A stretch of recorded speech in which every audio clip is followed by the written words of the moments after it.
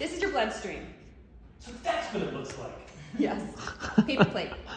Your pancreas is what secretes your insulin. Insulin is required for your body to bring sugar out of your blood and into cells. And that's really important because you can only have a very narrowly defined range of sugar in your blood at any given time. If you have too much sugar in your blood, you'll die eventually. If you have too low blood sugar, you'll die too.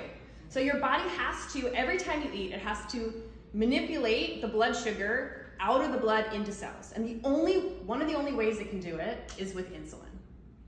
So we have muscle tissue cells. That's a really great place to hide sugar.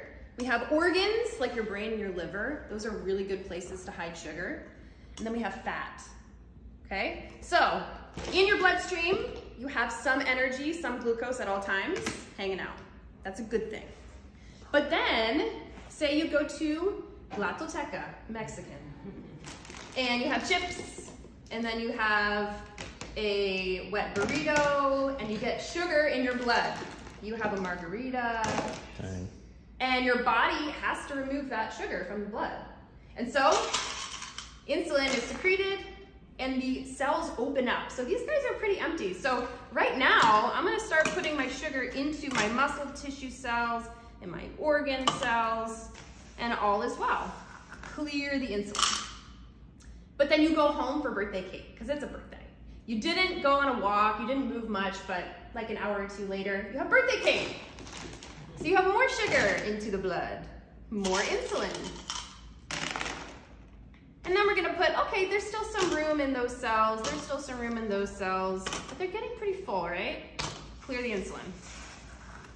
And then you go to Montana's and you have more drinks, more sugar, sugary margaritas, more insulin. Guess what? These guys are full. You can't fit any more sugar in here. So where's it gonna go? Fat. Exactly. So now we have our fat reserves.